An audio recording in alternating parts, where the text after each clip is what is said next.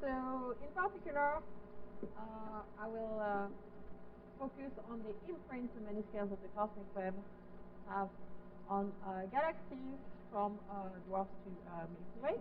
So this is work done not just by me but also by many members of my team. So mostly in this session I will present some work by my postdoc Charlotte Olsen and Welker Disentangling Madani, but most of the other members of my team contributed to a certain extent. So it is in large part their work. So we had the introduction of the cosmic web already, and what I want to focus on in particular is the fact that the gaseous cosmic web is actually a highly multi-scale structure, as any large-scale hydrodynamic simulation will reveal to you. And across these filaments, you have a diversity of dynamics and thermodynamics. You have the most common and probably the most studied in observation type of filaments that are the filaments that connect clusters to clusters, or at the very least massive groups to massive groups. And at low redshift, they tend to look a bit like this, with large bubbles of hot metal-rich gas. They're very dense, they're very thick. They typically extend over 10 megaparsec. And if you do a tangential profile of density or temperature, you usually end up with a typical thickness or scale that extends over 1 megaparsec. And still depends a lot on the property you're actually looking at. But of course, these are not the only filaments. These are the ones that are studied across spectroscopic surveys and IFU surveys, and even some photometric surveys with a lot of success. And these are the ones that have typically been linked to a lot of galaxy properties, from shape to spin to star formation rate, colors, black hole activity, etc. And when we say galaxy evolution, we actually mean rather massive galaxies, at least above 10 to the 9.5 solar masses, and usually above 10 to the 10 solar mass. But of course, as you can see in this simulation, in this snapshot of New Horizon AGN at redshift 1, these are by no means the only types of filaments. This may be the one we get from the big spectroscopic survey, but we have a lot of thinner ones that are not necessarily as turbulent or metal-rich. So how about the other scales of the cosmic web? In fact, in simulation, we are able to recover filaments that actually do make sense and look like filaments down to fairly small scale. We are actually able to recover streams of gas that extend less than 1 megaparsec and have thickness that are extended over more. Wait, that is changing on its own. That extend over maybe 10 kiloparsec rather than 1 or 2 megaparsec. So in simulation, we can recover all those scales. So the question is, how do they impact galaxies as well? And an underlying question behind all those studies is also, what do we call a filament scale anyway? And that's an unsolved question. Whether you take length or thickness or average density, whatever you want, all these do not fully overlap. And one type of density or one type of length does not only correspond to one type of dynamics. So that's one of the difficulties. I'll take a definition in this talk that is related to the fact that I use disperse to extract filaments, and that is in line with theoretical analytical studies we can do in the Lagrangian framework, which is the scale of a filament for me relates to the typical mass of the nodes it connects. So a big one like this connects cluster, a smaller one like this would connect Milky-Way. So what is the impact of filaments on galaxy evolution? Well, what I want to highlight is that generally people focus on two big types of interaction that can happen. And the first type really relates to these very large filaments connecting clusters of massive groups that we can detect in observation. And the imprint is due to dynamical constraints. so tides in particular, that those big filaments, those anisotropic structures, have on cosmic float. A very common case, also studied by Mendelker quite a lot, is the fact that if you look at the structure of large filaments, you will typically see shocked outskirts and a more smoothly streaming center. Here, for instance, these are filaments connecting to 320 clusters simulated from the 300 suit. The vertical line, vertical axis corresponds to the position of the dominant filament, the densest filament plunging into the clusters. And here you have an idea of angular separation from this filament axis. And whether you look at temperature or Mach number, you really see the center reaching fast through the virial shock, and you also see this low Mach number core surrounded by a very short outskirt. So that's one of the very big dynamical structure of a filament that can affect galaxies, whether they live here or here, for instance. And another very common dynamic impact of large scale filaments relates to how gravitational tides affect cosmic flow. For instance, by generating vorticity aligned with the filament around the filament itself. So in this case, you have a large filament pointing at you, right at the center, and segmented by different walls. And here you have region of coherent whirling in one direction or the other, but consistently along the filament. And the theory for dark matter was mostly developed in 1999. But you also can find it for the gas, with a little difference is that for the gas, because it shocks at the center of the filament, you usually have low vorticity at all at the center, so you have a vorticity-free zone at the center of those very large filaments. But you still have the same structure, and this extends across filaments as tubes. So you have this big whirling effect of the gas, dark matter, electrons, etc.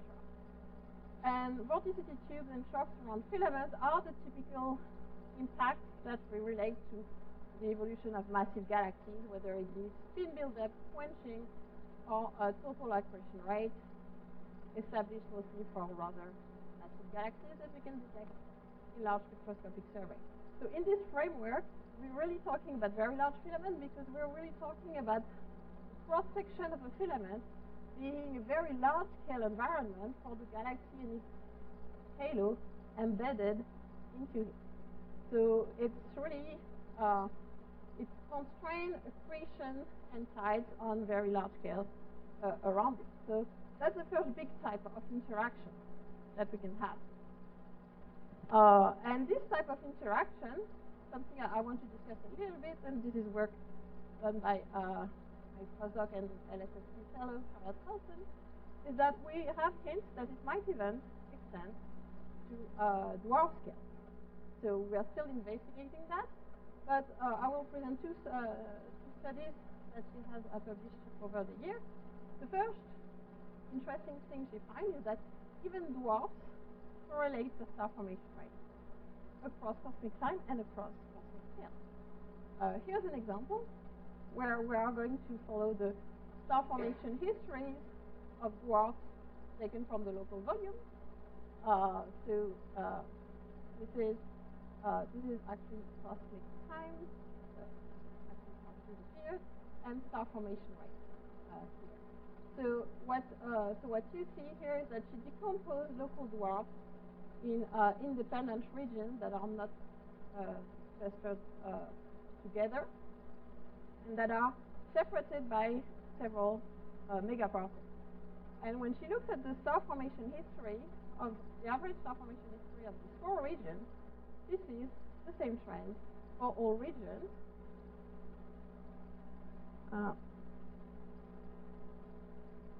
With a tendency to decrease star formation 6 gigayear ago for all those dwarf galaxies, and a tendency to rejuvenate about 3 gigayear ago. And what's really striking is that those dwarfs correlate the star formation histories over a very large cosmic scale, more than 3.5 megaparsecs. And in a follow-up study, she studied whether that could have anything to do with the presence of a massive host, of a shared massive host. And she did that by testing halo conformity. So assigning galaxies to the most massive nearby primary, and looking as a function of distance to primary whether the star formation rate galaxies is affected for the one that has the most massive primaries in blue and the one that has the least massive primaries. And here, in using star formation histories, you can do that at all ancient cosmic times and not just in today's universe. And what you can find is that at 3 billion ago or 6 billion ago, it's all flat. There is no trend. There is no conformity. So, in other words, even though star formation histories of dwarfs correlate over cosmic scale, if you're trying to find for a simple isotropic explanation, or are we close or far from the massive host, you don't find any explanation for this synchronicity. There is no radial correlation of star formation rates at these specific times of synchronicity. And so this is the first hint and the first suggestion that we need to relate to an isotropic explanation, an isotropic correlation to explain star formation of dwarfs and why they tend to correlate across cosmic scale, but seemingly not around density. So it's not just the reason I mentioned these studies is to show you that this is not just a simulator's dream. We also find observations, even very locally, that show that even dwarf galaxies tend to have properties that correlate somewhat anisotropically over cosmic. And it's worth investigating. So far, we were talking about very large-scale filaments. Another type of imprint of on galaxy evolution of cosmic filaments is, of course, anisotropic accretion, having filaments plunging into the virial radius and providing material, whether it be cold gas or satellites, along preferred directions. And this is not just for large-scale filaments. Of course, in massive halos, we do find that, at least for satellites. Satellites tend to plunge along the nearby cosmic filament and progressively realign in the disk if the central disk happens to be misaligned. A little bit like the telltale geometry of cold flows around Milky-Way galaxies at high rates. And this is something we studied well in Horizon AGN, following findings in observation. And we found that whether you're far or close to the central galaxy, you progressively go from being aligned to filament, testing 1 for this angle, to being orthogonal to the filament and aligned with the disk in the very central part. So even at low redshift from its halo, at least for satellites, we have the imprint of this anisotropic accretion. But of course, if you now focus on smaller scales of the cosmic web, it's even more telling, because especially if you focus on small halos, dwarf halos, they do experience cold anisotropic accretion that is, by the way, not cold flow. They do not heat shock or anything. They just get anisotropic accretion from much smaller filaments. Whether you want to call them cosmic or not is a question. They typically extend over less than 1 megaparsec. So it's a matter of definition. Usually in the following, I will call them streams to differentiate them from the very, very large cosmic filaments. And I'm not the first one to try to investigate the impact of those streams. There were a recent study in Millennium TNG that actually tried to do the scale decomposition like this from the cosmic web, identifying the large scales of the cosmic web on the full Millennium TNG box, and the smaller scales around each Milky Way mass galaxies, or actually even dwarf mass galaxies and above, by looking at smaller boxes and identifying smaller streams with much, much less smoothing applied to this way. And what Daniela Garraga students have found in this in particular is that especially for dwarf galaxies, the local density contrast has an impact on how many streams are attached to the dwarf galaxies. So you see an impact of the smaller scale of the cosmic web being constrained by the larger density contrast. And eventually, she found that this indeed has an impact on the star formation rate of these galaxies. If you look in the dwarf galaxy regime, either at low or high density contrast, this is the blue or green curve, you can really see a trend in star formation rate, that trend with the number of streams linking to the galaxy. So I thought it was a very fascinating studies showing for the first time that you can have very small scale of the cosmic web also have an impact on smaller scale galaxies, and that it is worth it to investigate those smaller scales of the cosmic web and the way smaller filaments directly connect to central galaxies. And of course, if you probe a little bit deeper, you will find that actually this effect also depends on the cosmic scales, in the sense that most of this effect comes from streams that are identified near larger cosmic filaments. If you go into void and walls, most of these trends actually disappear.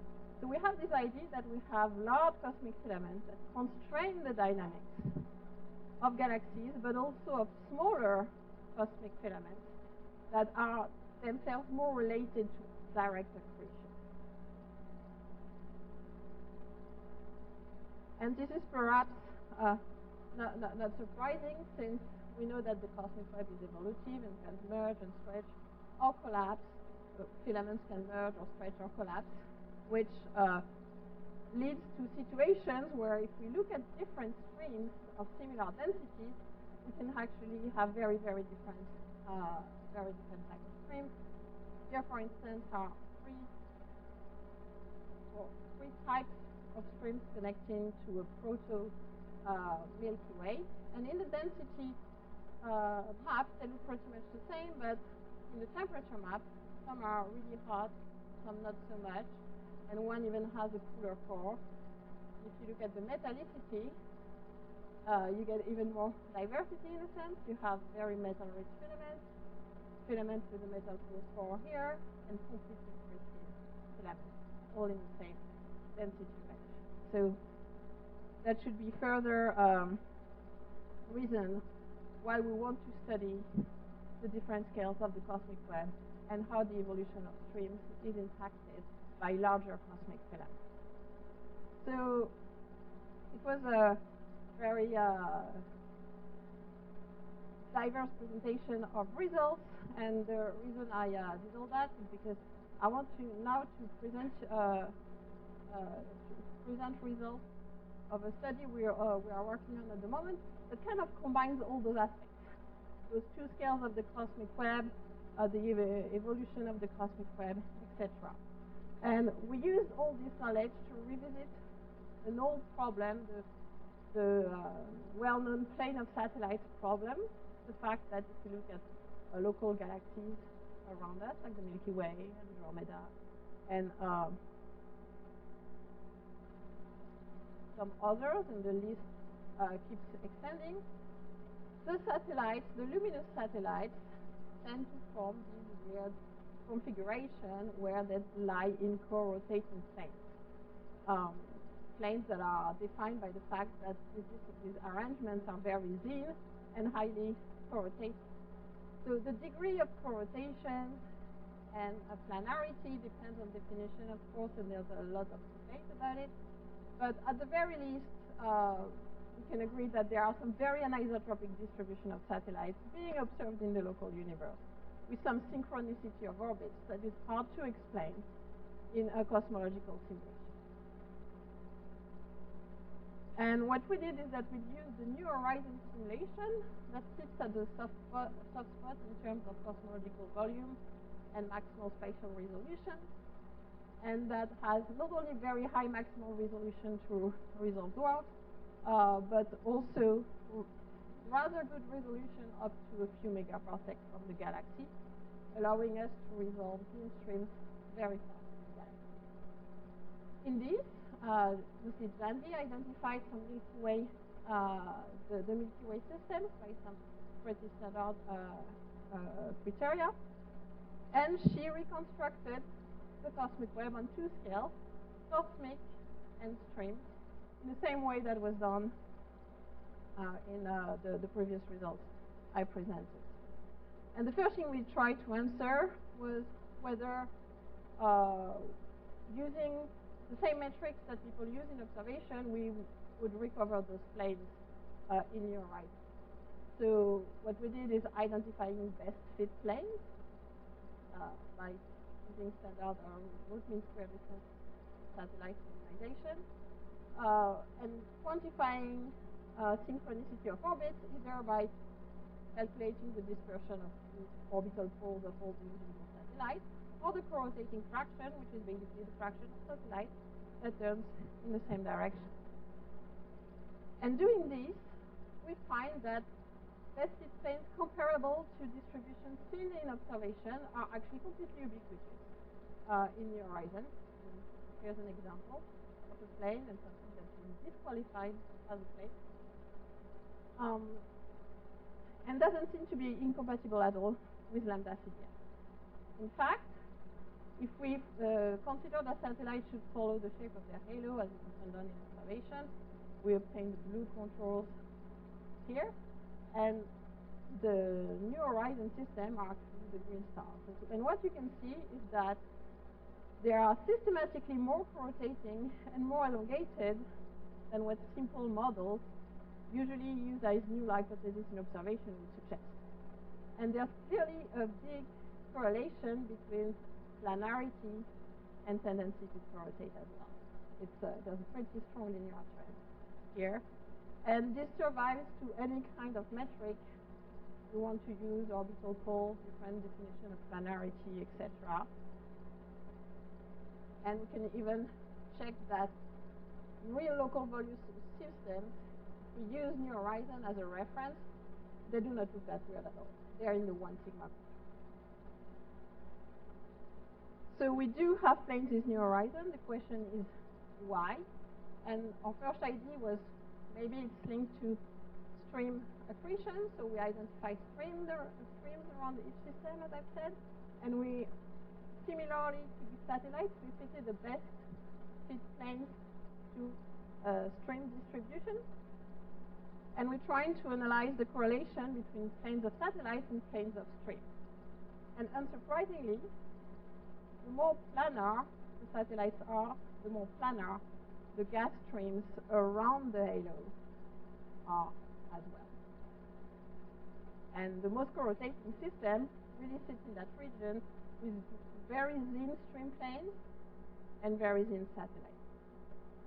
So it seems that the planes of satellites are somewhat related to planes of gas streams on somewhat larger scales, 1 or 2 megaparsecs around the halo. The two planes also tend to be aligned for the most co-rotating and planar systems, which is the angle between stream plane and satellite plane, and all the highly co-rotating thin planes sit at small angle with respect to the stream plane. And as a last thing we studied is the effect of cosmic filaments. And maybe surprisingly for some of you, what we found is that the most planar system and most co-rotating system, the ones here, actually sit at 90 degrees from their cosmic filaments. So we have this situation here, where we have a plane of satellites more or less aligned with a plane of streams, both being thin to guarantee that we form a plane of satellites, and all of these being orthogonal to the largest cosmic filament. And you may think that it's actually completely reminiscent to what I told you about vorticity at the beginning of the talk. And we check that this is indeed the case. The most planar satellites, if you look at the separation between vorticity and the satellite plane, the vorticity world is systematically aligned with the plane for planar systems. And that's not the case for non-planar ones in light green. So we're really in this situation whether to get a plane of satellites, you need to have a system that sits in one of those big vorticity worlds, orthogonal to the local cosmic filaments, and accreting from within planes of streams whirling in the vorticity world. And I will stop here, but what it shows is that there is really value in studying different scale of the cosmic web and their evolution, because all those big vorticity worlds, these are usually high redshift features. And here I've presented you a study at redshift 0. So what it means is that those worlds that are ubiquitous from cosmic filaments at low redshift, at high redshift, they might not be as ubiquitous at low redshift, but for filaments that are sufficiently quiet to have kept their worlds going, they are able to form planes around their hosted galaxies. And I'll stop here. Thank you very much. Joanna, could you come on and set up? We really don't have time for questions. Yeah, please hold your questions until the coffee break.